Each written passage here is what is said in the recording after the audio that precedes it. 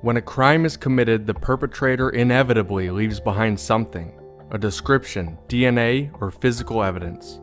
This is the criminal's print on the scene. Welcome to the Criminal Prints Podcast, Episode 12. Hello, everybody. Welcome to the Criminal Prints Podcast, Episode 12. This is Zach. And this is your co-host, Jaron. We're thrilled to have you. Thank you very much for joining us. Today is Part 2. This will be our first Part 2 we've done. That's right. We've already begun the case on Kyron Horman. Just a quick summary of the case. Kyron, on June 4th, 2010, went to his school in the morning. He was supposed to be part of a science fair. Unfortunately, when they took roll for class, he was not there. He was not reported missing until later that day because the family did not know he was missing that day.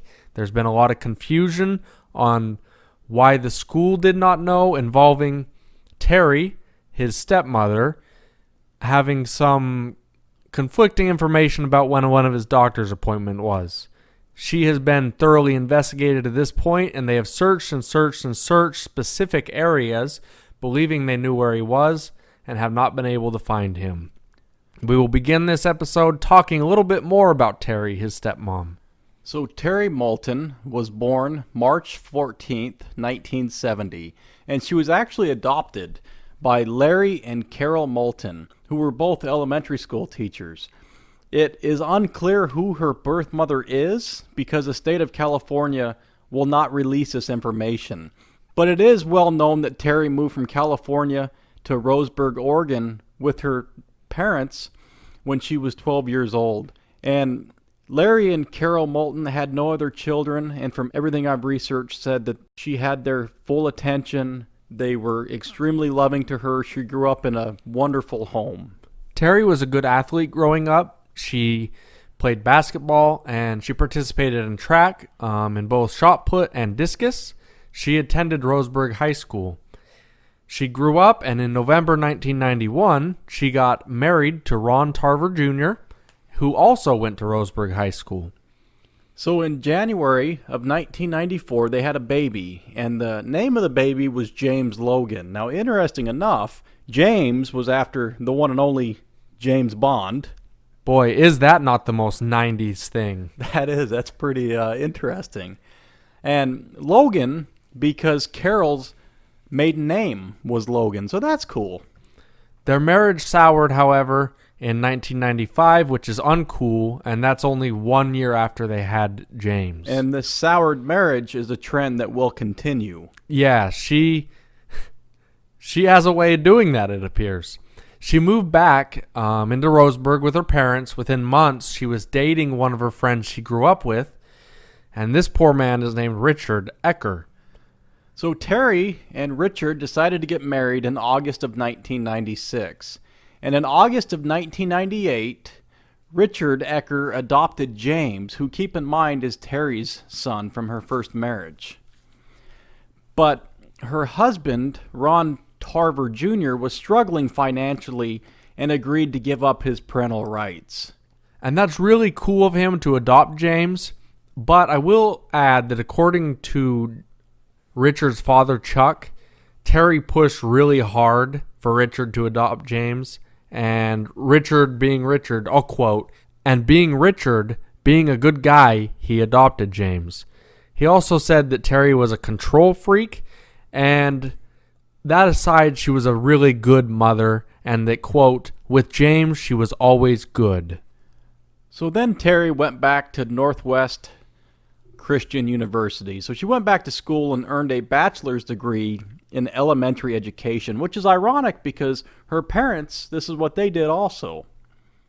In 2000, after graduation, Terry got a basic teaching license, and she was hired as a substitute in the Hillsborough School District in Hillsborough, Oregon.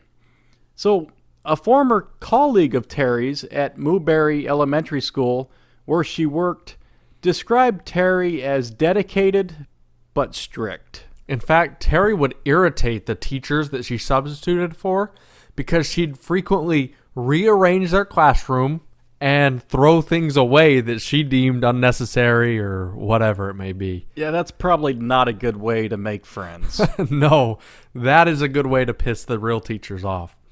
The same former colleague praised Terry as a mother, and she said she was devoted to that little boy James.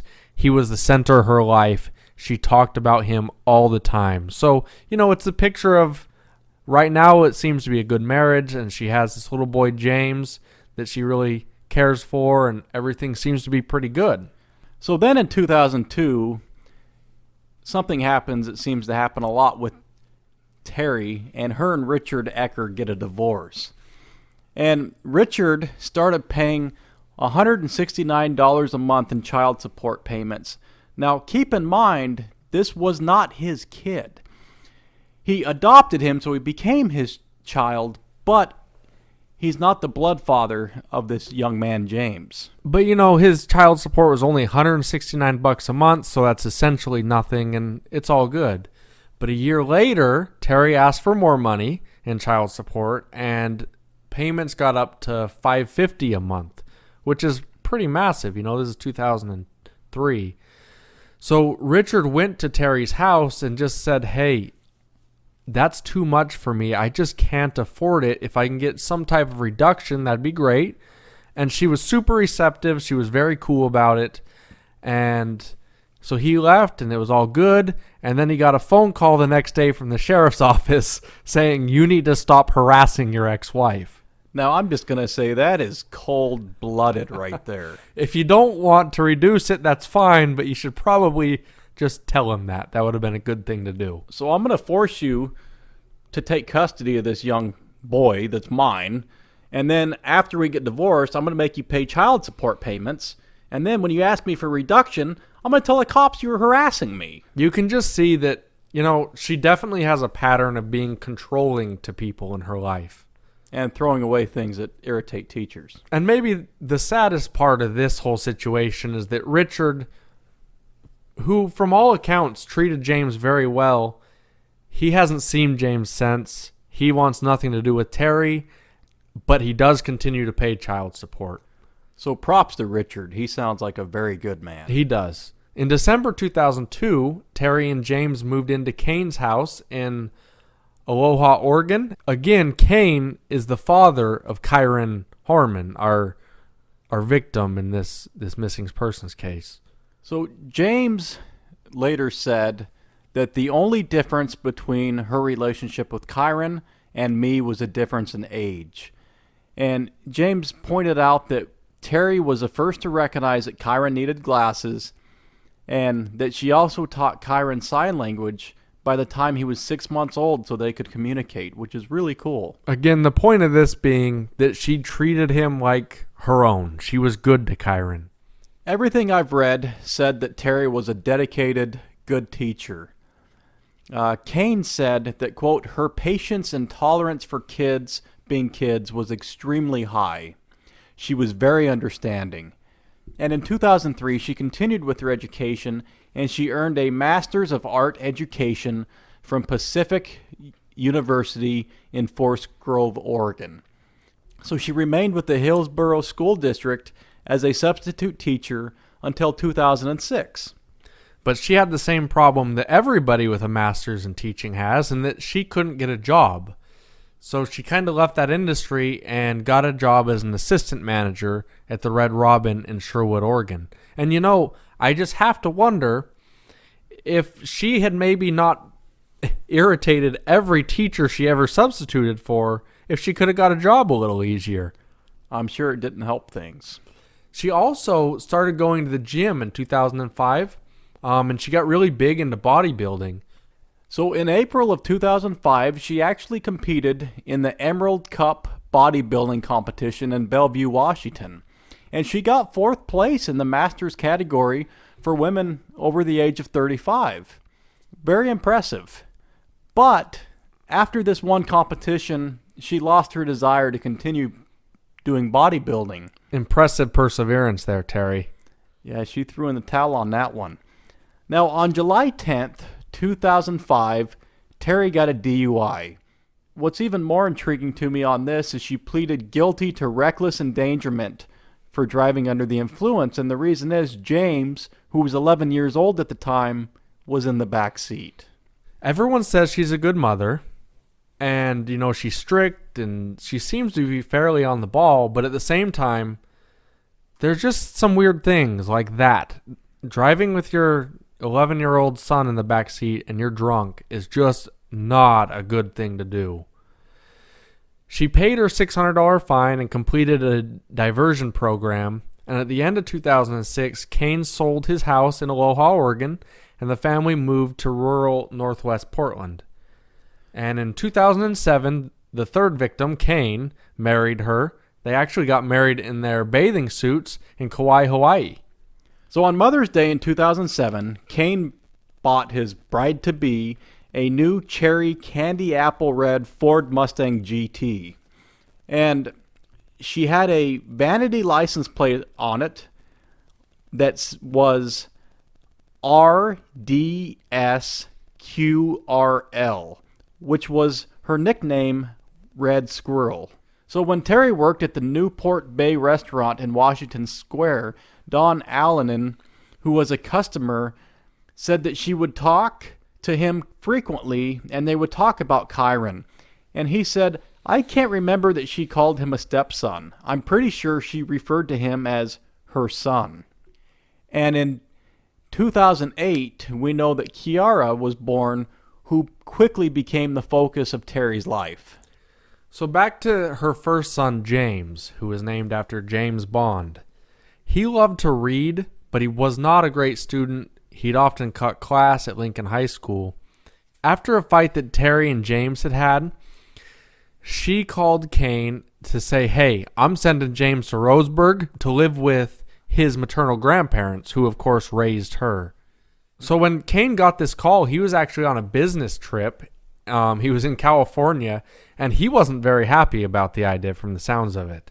When Kyron went missing, James said that it devastated both his parents.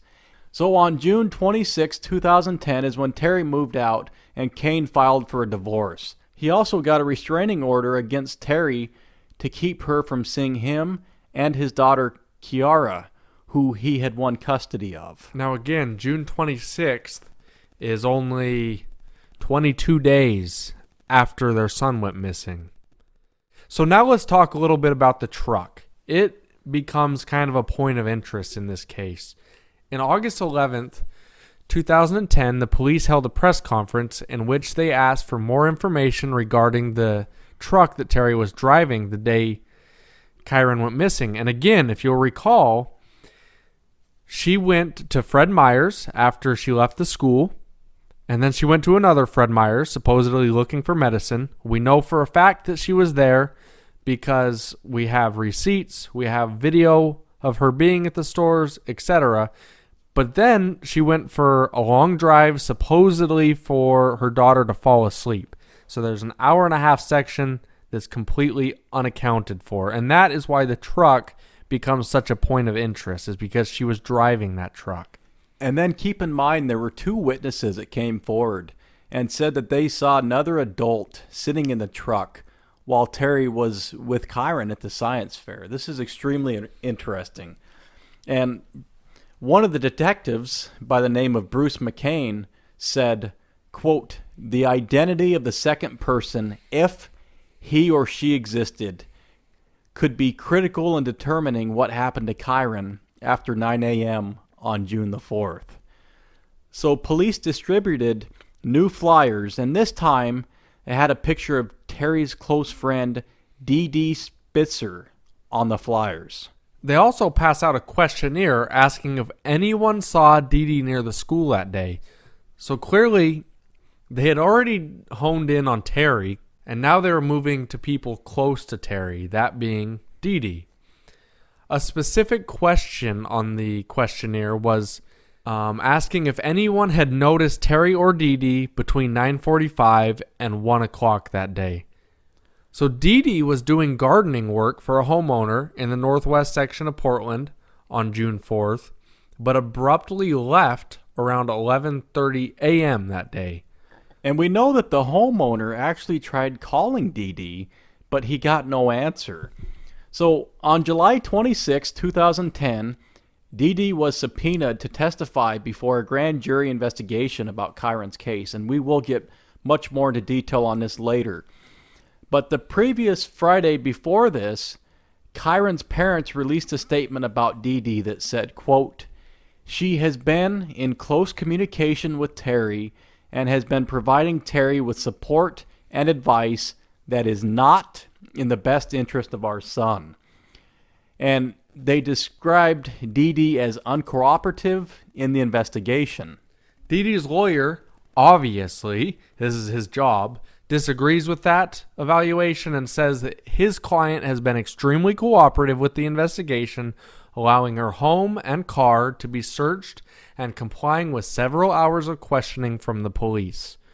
And on October 5th, 2012, Dee Dee was depositioned in part of a lawsuit by Desiree Young, which again is Kyron's biological mother, who was still close to Kyron, against Terry Horman.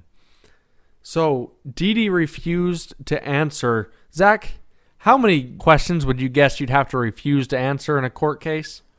I'd say you could have 10, 15 questions that you might be able to refuse to answer. It could happen. How about 142 times citing the Fifth Amendment? Yeah, that seems extremely drastic to me. That is strange. That's the type of thing you only see out of our politicians.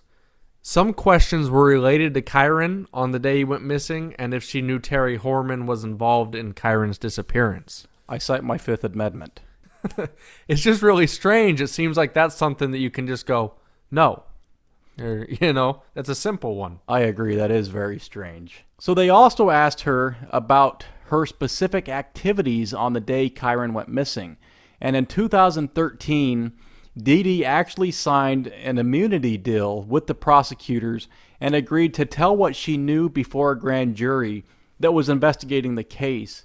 And Dee Dee actually also took a polygraph lie detector test, which she passed. She said, quote, she had been unfairly portrayed and that she has been cooperative with investigators. She said that her only request was that her attorney would be present during the police interviews, which, at least in my opinion, that's admirable. I got no problem with that. And she also said, Dee Dee said that she never changed her account of the story of what she was doing that day. During that time, Dee Dee also allegedly helped Terry purchase an untraceable cell phone, a burner phone, and she told journalists, quote, "There's this whore that my friend has been going through. If I thought for a second she was capable of foul play, I would not have been there. She would not have been my friend in the first place."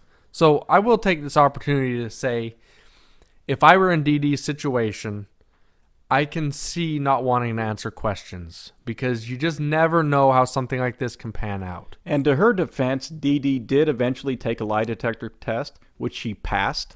So, Jaron, let's talk about the current status of the investigation.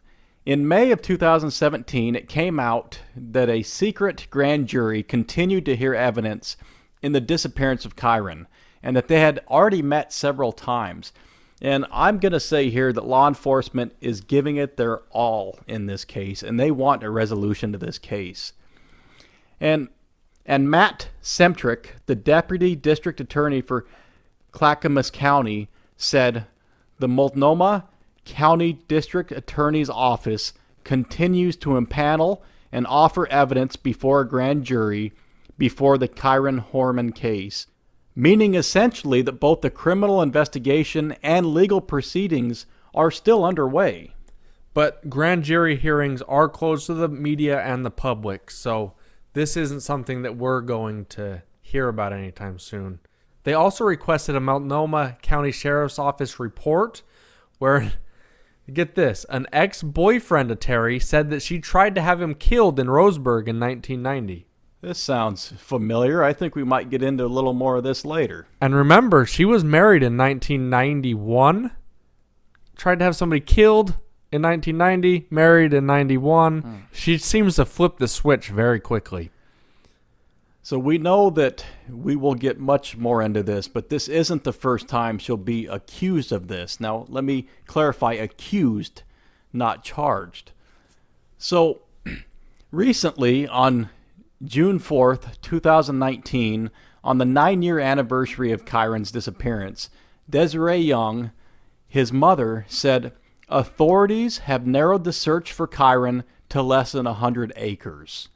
Desiree also said searches in recent months have led to huge amounts of progress, and that's a quote. So one thing that's really cool is she wore a t-shirt, and on the shirt it had Kyron's face inside a heart, and it said, I promise I will find you. I will never stop. Desiree said that we've been able to get to a point, at least where I feel better. I don't look at all those rolling hills and think we're looking as far as the eye can see. We're not. We're looking in key areas and we've narrowed it down. I really hope that's true. That's very promising right there. We have heard cases like this before where we thought they had it narrowed down. We recently did the Susie Lamplot case, and again, they're searching for her, and I hope they find something, but sometimes just because you think you have it narrowed down doesn't mean you do. And even if you do have it narrowed down to a relatively small area, like 100 acres, that's a lot when you start digging. And so, Sergeant Brandon White, a sheriff's office spokesman, said that they have no comment on the latest search efforts, obviously because it's still an active, ongoing investigation. Desiree, Kyron's mother, said that she personally believes Terry is 100% involved in Kyron's disappearance. It's important to note, however, at this point, we've kind of been slinging some mud a little bit maybe. Terry has been thoroughly investigated and has never been named a suspect by law enforcement. Back to Desiree, she announced a new book titled Love You Forever, The Search for Kyron Horman. It will be published later this year. She's also working closely with true crime writer Rebecca Morris to get the book written. She relied on memories, notes, newspaper clippings. She has a handwritten journal that she kept following the disappearance, and they're using all of this to go into this book. The case is obviously very active, and there has been a flurry of activity, according to Desiree. Desiree said that the police have, quote, new evidence related to computer and phone activity. And she also said that, quote, we've got new technology. Things are changing all the time. Now, Jaron, let's talk a little more about Terry Horman here. Yeah, let's go ahead and call her Terry Vasquez, because she found another sucker to marry her, and they got married on March 17th, 2018. Fourth time's a charm, possibly. Fourth time is the charm, and this guy, more likely than not, at some point in the next 3 years, will have somebody try to kill him. There is a $50,000 reward for any information leading up to the discovery of Kyron. Okay, so we've been through some of this information, and now we kind of can get to some really interesting stuff. There has been a lawsuit against Terry Horman, and it is filed by Kyron's biological mother, Desiree Young, and it's a civil lawsuit claiming that she's responsible for the disappearance of Kyron. And she was seeking $10 million in damages. The lawsuit attempted to prove that Terry had kidnapped Kyron on the day he went missing, and on August 15th, 2012, a federal court judge denied a motion by Terry to delay the lawsuit. And we know that, as we talked a little bit about earlier, on October 2012 is when Terry's friend Dee Dee refused to answer the 142 questions during her deposition regarding Desiree's lawsuit. Kane, again the father, testified that police told him that they have more probable cause to think Terry Horman was involved in Kyron's disappearance than they did 2 years ago. So if this is 2012, I'm just thinking out loud here, but I wonder what they have in 2019. Yeah, it's a really good point, and I hope they have more. On July 30th, 2013, Desiree dropped the lawsuit against Terry Horman so that it wouldn't interfere with the ongoing police investigation, and it's very possible that they asked her to drop it. So, Jaron, let's talk about some things that might not sit well with certain people. And I know some of these are red flags in my opinion also. We know that when Terry had her daughter, Kiara, she was excited, very thrilled, but unfortunately, which really sucks, she suffered from postpartum depression. Yeah, Kane said that she, there's a quote, changed her behavior towards all of us. She would lose patience with both James and Kyron. And we saw it with James, where she snapped and sent him to Roseburg, and that was it. And Kane didn't even get the chance to come home and talk to her about it. She said, you're moving to Oregon with your grandparents. And then another thing that obviously is suspicious is that she was the last person to see Kyron. Nobody saw him after 8:45 a.m. that morning. So another interesting note with Terry is Kane said that Terry would become angry, for example, when Kiara wouldn't go to sleep. We talked a little bit about the hour and a half driving around in the truck trying to get Kiara to go to sleep. So that's another thing. You know, your son disappears and you have an hour and a half unaccounted for. And as you said, you were the last person to see your son. And it's just such a, I don't know, it's just kind of a chintzy non-alibi is what it is. So you drive for an hour and a half. I mean, I'm just thinking here that if your baby is sick, as she said she was, why wouldn't you just take your baby home instead of going to the gym? I don't understand this. Yeah, it's really strange. She goes to Fred Meyer's, and then another Fred Meyer's, drives for an hour and a half, and then takes her kid to the daycare at the gym. Strange. So then, as we alluded to earlier, Terry has failed not one, but 2 polygraph tests. She also, interesting enough, walked out on a 3rd when it was just getting started. So I'm going to go ahead and chalk that down as a fail. I mean, she seemed to think it wasn't going to go great. So another thing is, 26 days after Kyron went missing, she was sexting. Apparently she thinks she's a lot younger than she is. She was sexting with Michael Cook, a former high school friend of Kane, her husband. And without going into a lot of detail about these text messages, believe me when I say they were extremely sexual in nature. And that's just, you don't do that. Right less than a month after your son has gone missing and you're sexting, sending these really inappropriate messages, it doesn't make it look like your son is your number one priority at this point. And she had to know that she was going to be under intense scrutiny.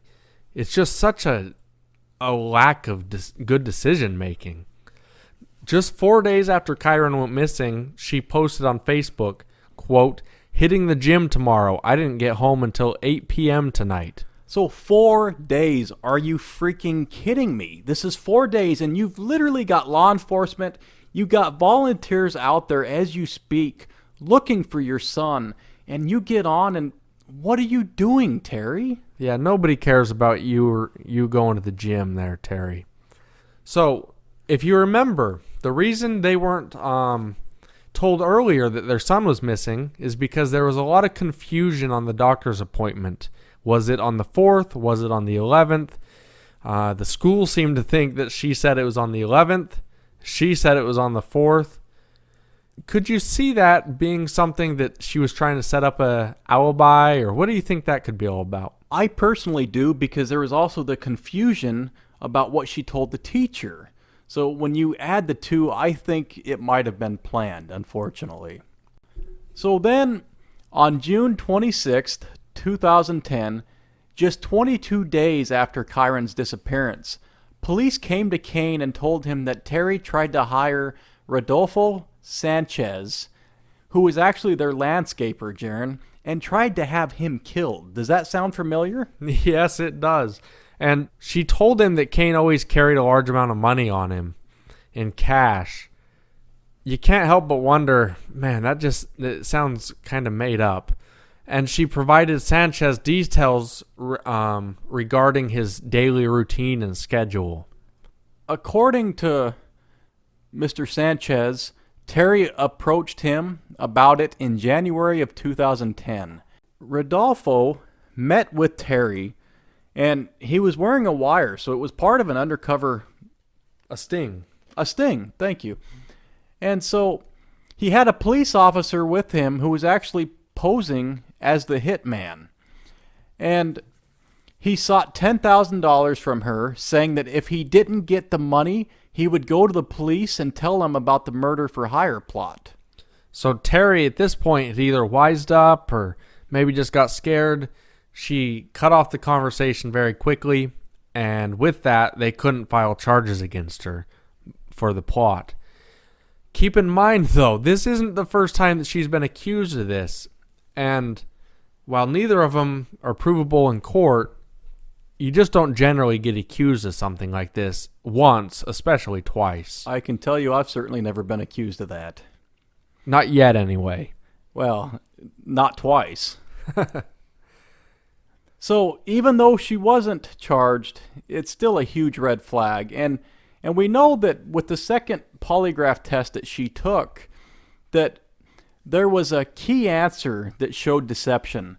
And this was a question that involved Kyron being in the truck. So again, it helps explain why they're so interested in that truck. So now we've got when she went to the Dr. Phil show. And in 2013, Kyron Horman and Desiree Young went on to Dr. Phil also and said essentially, I'll summarize it, that we are positive that Terry was responsible for Kyron's disappearance in some way. What a sad situation for Miss Young that, she wasn't healthy enough to care for him, gives him up, and trusts Kane, and then Kane brings this woman into the life. Now she feels killed her son. It's really sad. In 2016, again with the Dr. Phil show, Terry appeared on there to defend herself and to clear her name, but there was a lot of scrutiny that came from this appearance as well. And Dr. Phil was very bold to her in his questions, which rightfully so. He was. So this is where it came out that Terry did start to take a third polygraph test, but she got frustrated and walked out before they really got very far along. When Desiree Young filed the lawsuit that we talked about, she said, I believe Terry Horman knows where Kyron is. I believe that Terry Horman is responsible for where my son is. So on Dr. Phil, Terry claimed that she could barely hear the instructor that was giving her the lie detector test, and that it could have affected the results of the test because Terry said she's almost deaf in her left ear, which it certainly would affect it. But Jaron, what do you think about this? Well, these polygraph administrators are pretty good at what they do. That is something I would think that they would have accounted for, but it is also something that can affect a result. So it's just kind of one of those things where it adds a little gray to a black and white situation, but I don't know. It certainly does, but as we said, also keep in mind this was one of two. She failed multiple. And they were administered by different people as well. That's correct. Terry also claimed that the big question that she failed during the polygraph test is, quote, was Kyron in the truck with you? And Terry said that the reason she failed this question was because he was in the truck with her on the way to school. And that is the lamest excuse you can possibly think of. She knows what that question's intended to suggest. That's just a lame excuse. That's an awful excuse, and it's a flat-out slap in the face to the person that is giving that test. So Terry also said she was told to lie to the media. For example, so she ran around after this disappearance telling the media and everybody, no, we have no marital problems. Everything's just perfect. We just need to find our son. And then it came out that their marriage was a disaster. So everybody says, well, why were you lying? Of course, she says, well, the cops told me to lie. So that's why I was lying. And she told Dr. Phil on the show that she was not happy in her marriage at that time. So Terry did cooperate with law enforcement when Kyron went missing because she was interviewed, and we know that they talked to her extensively, let me add, for very good reason. But this is where it kind of took a left turn for me. Terry tried blaming a man that was in a white Ford pickup truck that was parked at the 7-Eleven near the school on Highway 30. How ironic that this person would have been in a white Ford pickup truck. Yeah, that That sounds exactly like somebody that just killed a kid in their white Ford pickup truck, doesn't it? Yes, it does. No, I know this other guy. He was driving a white Ford pickup. You should check into him. Oh, I don't know who he is. He was at 7-Eleven this morning.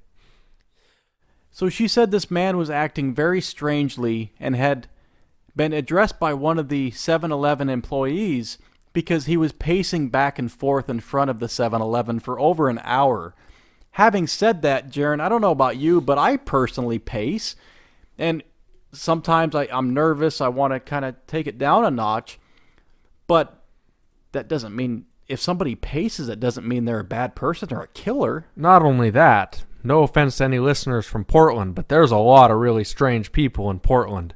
So it's not that unusual. There's a lot of homelessness. There's a lot of people that may be off their meds. You see weird things all the time. It just seems like a lame excuse. Another question I had, Jaron, was if this was true and this person of interest, according to her in the white truck, was a suspect, why in the world would she wait until 2016 to bring this person up? Yeah, great question. It's, I don't know. It's tough to explain. And this is why she gets so much scrutiny, because there's just too many things that are hard to explain. So, at least in my mind, Terry, watching the interview with Dr. Phil and other interviews that she's been in, she seems extremely cold. She showed very, very little emotion. And I just didn't get a good vibe from her personally. No, it's like she was just going down a checklist. I got to say this, and I got to say this, and I got to say this. And she did that somewhat efficiently. It just didn't seem like somebody that was hurt. But again, it's hard to judge because everybody is a little different. But she did strike most people as acting very strangely. And that's a very good point, Jaron. People do deal with stress in different ways. So it's very difficult to judge somebody without knowing them. Jaron, give me your conclusions. Give me your conclusions on the case, if you would. It'll be interesting if they find him, and I hope they do, because then more information will come out, and I think that information most likely will revolve around Terry. We do know that she had been acting a little strangely. She was very impatient with her kids, which isn't something that she traditionally was like, and it's possible she just snapped. Plus, you have that hour-and-a-half gap that flat out, frankly, she can't account for. So, I'll add mine here. I personally believe that Terry is involved, or at the very least, that she knows more than she's saying. I think that Terry is extremely self-centered, extremely selfish, and frankly, she's completely heartless. I think that the main person that Terry cares about is herself. So, if they have tips or information, Jaron, what do they need to do to pass those on? If you have any information that can lead to Kyron's whereabouts, please call the tip line at 503-261-2847. Or you can call the county sheriff's office at 503-988-0560. Of course, you can also message the Missing Kyron Horman Facebook page directly. And as always, you can always call 911 if you have any information at all. So that is episode 12, The Disappearance of Kyron Horman, part 2. We hope you enjoyed it. Thank you very much for listening. We love our listeners. If you have any suggestions, any tips, please feel free to contact us. Please check out our Twitter page at Podcast Criminal and our Facebook page. And everybody have an absolutely fantastic day. And remember, keep your record clean and your prints off the scene.